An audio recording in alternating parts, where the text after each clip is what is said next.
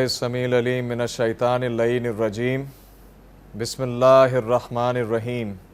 الحمدللہ رب العالمین بارئ الخلائق اجمعین اما بعد فقط قال اللہ تبارک و تعالی فی الکتاب الحکمہ وہو اصدق الصادقین وقولہ الحق ان اللہ وملائکتہ یصلون علی النبی یا ایہا الذین آمنوا صلوا علیہ وسلموا تسلیما اللہم صل علی محمد وآل محمد والصلاة والسلام علی افضل الانبیاء والمرسلین شفیع المذنبین ورحمۃ للعالمین سیدنا و مولانا ابی القاسم محمد وآلہ الطیبین الطاہرین المعصومین المظلومین الذین اذھب اللہ عنہم الرجس وطہرہم تطہیرا بسم اللہ الرحمن الرحیم انا آتیناک الکوثر فصل لربک وانحر ان شانئک ھو الابتر۔ عزیزان گرامی، عزاداران حسین علیہ الصلاۃ والسلام، پرساداران سیدہ زہرا سلام اللہ علیہا، موالیان حیدر کرار علیہ الصلاۃ والسلام اور وفاداران شہنشاہ وفا عباس علمدار علیہ الصلاۃ والسلام، عاجز و ناچیز اور گناہگار آپ کی خدمت میں سلام عرض کرتا ہے، اور اس بات کے ساتھ کہ سلام عرض کرنے کا مقصد محض یہ نہیں کہ آپ حاضرین مجھ فقیر و عاجز کے سامنے یہاں موجود ہیں، بلکہ ہم حاضرین کے ساتھ اس مجلس میں جو کہ کائنات کا عظیم ترین فرش ہے، اور آپ حضرات جو کہ عزادار ہیں، کائنات کی عظیم ترین مخلوق ہیں، کیوں نہ ہوں، کیونکہ ہر چیز کی تخلیق کے لیے ضرورت پڑی کسی نہ کسی شے اور سبب کی، اور جن لوگوں اور جس فرش کی تخلیق کا سبب جناب زہرا سلام اللہ علیہا کی دعا ہے، وہ کیوں کر نہ عظیم ہوں، کیوں کر نہ مکرم ہوں۔ تو عزیزان گرامی، سلام عرض کرنے کا مقصد صرف آپ کی ازوات عزیزیہ نہیں ہیں، بلکہ اس کے علاوہ وہ ہستیاں ہیں جو ہمیں اپنی جان سے زیادہ عزیز ہیں، اور وہ ہر مجلس حسین علیہ الصلاۃ والسلام میں بذات خود موجود رہتی ہیں۔ ایک مرتبہ صلوات بھیج دیجئے۔ عزیزان گرامی، ایک مختصر سی مجلس آپ کے سامنے پیش کرنا چاہ رہا ہوں۔ ہمارے چھٹے امام امام جعفر صادق علیہ الصلاۃ والسلام نے یہ فرمایا کہ یتیم وہ نہیں ہے جس کے ماں باپ نہ ہوں،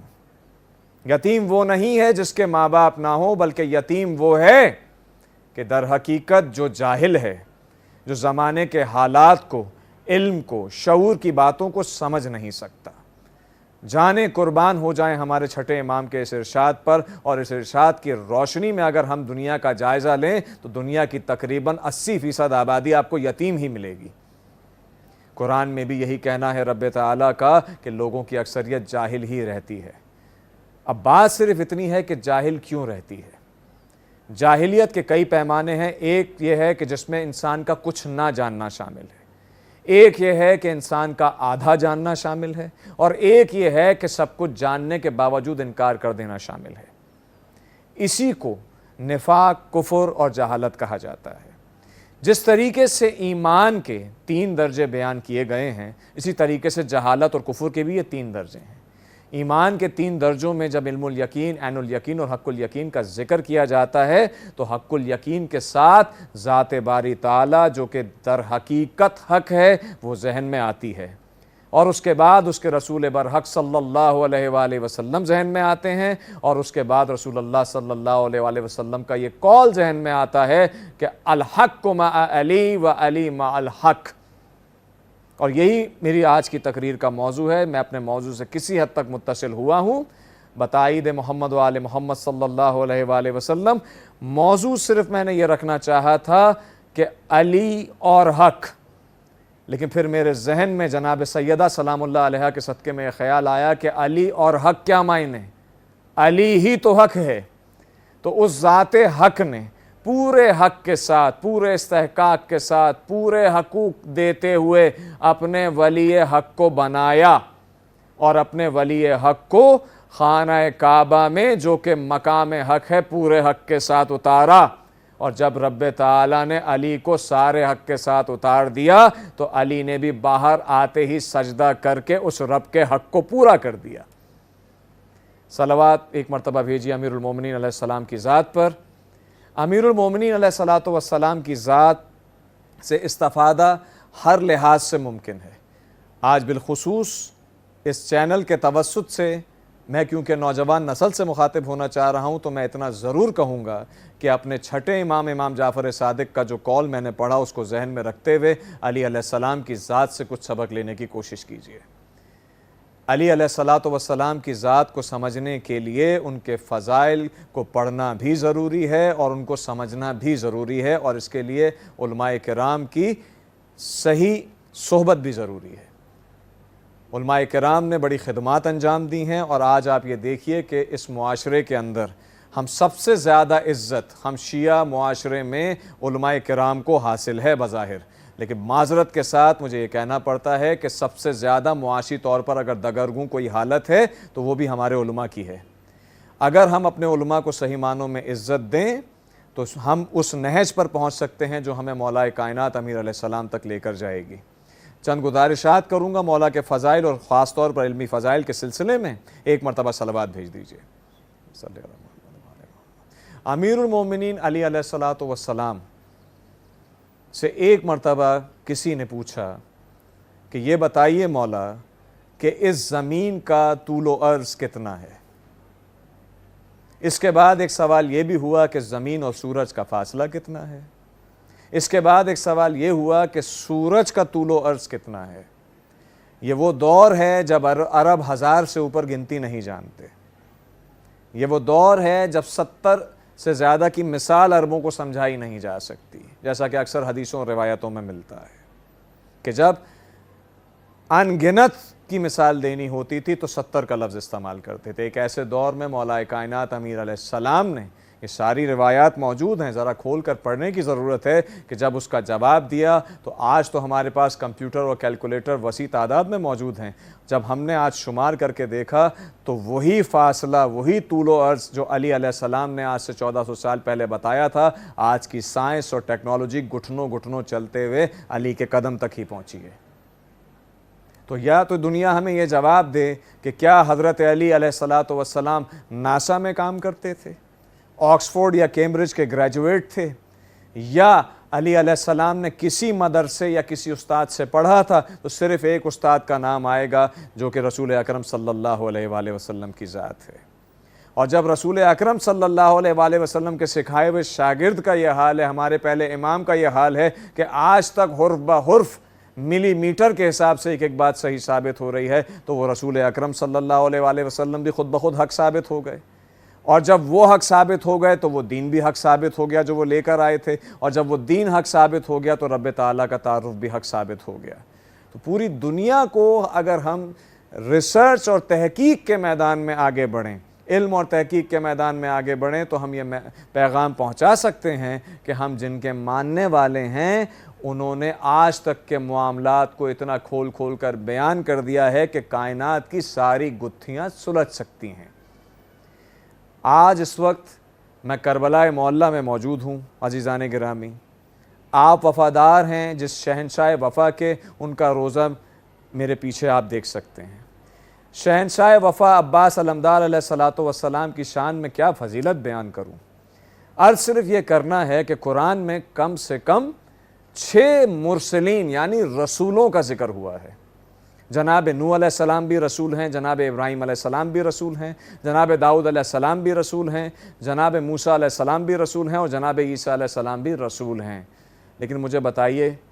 کہ اگر میں ان کے نام لیے بغیر کہوں کہ رسول اللہ نے فرمایا تو خود بخود ہمارے ذہن میں کس شخصیت کا خیال آئے گا؟ یقیناً حضرت محمد صلی اللہ علیہ وآلہ وسلم کا، کیونکہ ہم اس نام سے بطور رسول اللہ زیادہ شناسا ہیں۔ اب ذرا غور کیجئے گا کہ مولا کائنات امیر المومنین علیہ السلام نے 10 سال رسول اکرم صلی اللہ علیہ وآلہ وسلم کی سربراہی میں علمداری کی، لیکن 10 سال کی علمداری کے بعد مولا عباس بن علی علیہ الصلاۃ والسلام کی یہ کربلا کی 10 دن کی علمداری ایسی مشہور ہوئی کہ آج اگر میں آپ کے سامنے کہوں کہ علمدار نے فرمایا تو مولا علی یاد نہیں آتے، بے شک عباس یاد آتا ہے، بے اختیار عباس یاد آتا ہے۔ عباس کو یہ مقام کس وجہ سے ملا؟ کربلا میں عباس کا کردار دیکھیے، جو علی کا کردار شب ہجرت ہے وہی عباس کا کردار پوری کربلا میں ہے۔ اگر علی ہجرت کی رات تلوار کھینچ لیتے اور کہتے کہ یا رسول اللہ صلی اللہ علیہ وآلہ وسلم، علی کی زندگی میں آپ کو بھلا کون نقصان پہنچا سکتا ہے، لیکن علی جانتے تھے کہ یہ شجاعت کا نہیں، اطاعت کا وقت ہے۔ علی کی اطاعت دیکھیے، علی نے تلوار میان میں رکھی، رسول اللہ صلی اللہ علیہ وآلہ وسلم کی جان بھی بچا لی اور اسلام کے ماتھے پر کالا داغ لگنے سے بھی بچا گئے، ورنہ پوری دنیا یقیناً یہ کہتی کہ رسول نے اور علی نے اقتدار کے لیے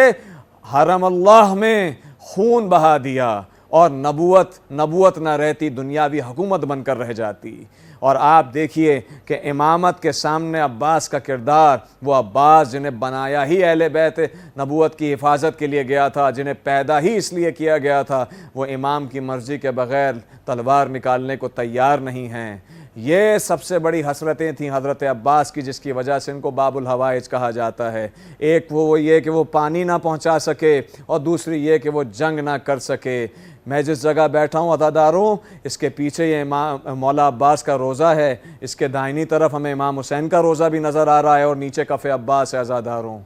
میں اس مقام پر بیٹھا ہوں جہاں لعینوں نے مولا عباس کا پہلا بازو قطع کیا، سامنے سے مقابلہ نہ کر سکے تو داہنے بازو کو کاٹ دیا۔ ایک لمحے کو ذرا غور فرمائیے گا، آپ قافلوں میں جاتے ہیں، آپ ماتمی قافلوں میں جاتے ہیں، آگے آگے علم چل رہا ہوتا ہے، اور اگر اس علم اٹھائے ہوئے شخص کو ذرا سی ٹھوکر لگ جائے، توازن بگڑ جائے اور علم ڈولنے لگے تو ہمارے دل ہل جاتے ہیں، ہم آگے بڑھتے ہیں اور علم تھام لیتے ہیں کہ کہیں بے حرمتی نہ ہو جائے۔ ایک ہاتھ میں مشک سکینہ، ایک ہاتھ میں عباس کے علم، حسین کو دور سے دیکھ رہے ہیں، عباس نشیب میں ہیں، عباس نظر نہیں آ رہے، علم نظر آ رہا ہے۔ آپ یہ دیکھیں کہ حسین نے کیسا دیکھا، تصور شرط ہے، تصور کی آنکھ شرط ہے۔ جب حسین نے دیکھا کہ علم ایک مرتبہ ڈول گیا تو ادھر امام حسین کا دل بھی ڈول گیا۔ میں رو کر کہوں گا، ہاتھ جوڑ کر کہوں گا عزاداروں، یا تو علم کو سنبھال لو یا حسین کے ڈوبتے ہوئے دل کو سنبھال لو۔ آپ سمجھے کیا ہوا؟ عباس کا ایک ہاتھ کٹا، عباس نے علم گرنے نہیں دیا، دوسرے بازو میں سنبھالا، اسی میں مشک کو سنبھالا، یہاں تک کہ دوسرا بازو کٹا۔ دوسرا بازو کٹا ہونے کے بعد عباس اپنے منہ میں مشک سکینہ سینے سے لگائے ہوئے آگے بڑھ رہے ہیں اور کہہ رہے ہیں بار الہ، کسی بھی طرح حسین کے پیاسے بچوں تک پانی پہنچا دے، یہاں تک کہ حرملہ لعین کا تیر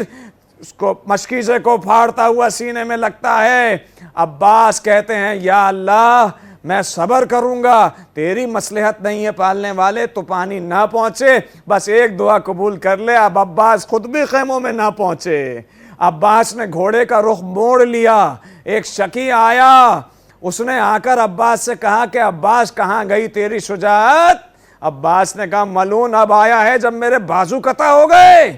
پہلے آتا تو میں تجھے بتاتا کہ شجاعت کہتے کسے ہیں۔ اس کو ترس نہ آیا، اس نے گرز مارا عزاداروں، گرز ایسا پڑا کہ عباس زین سے زمین پر تشریف لائے، بغیر بازو کے عباس کس طرح زمین پہ تشریف لائے ہوں گے۔ جب مولا نے کہا کہ یا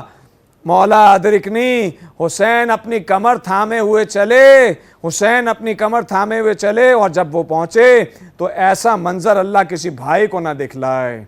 اٹھا کر عباس کا سر اپنے زانوں پہ رکھا، عباس کا سر اپنے زانوں پہ رکھا، قربان جاؤں اپنے مولا عباس کی وفا پر۔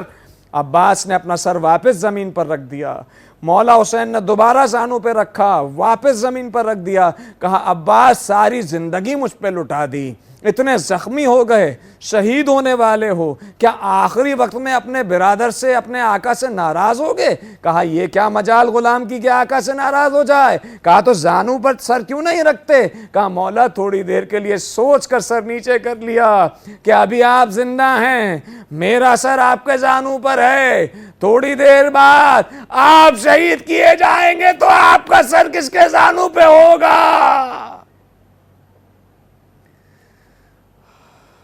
अला लानतुल्लाहि अलल क़ौमिज़ ज़ालिमीन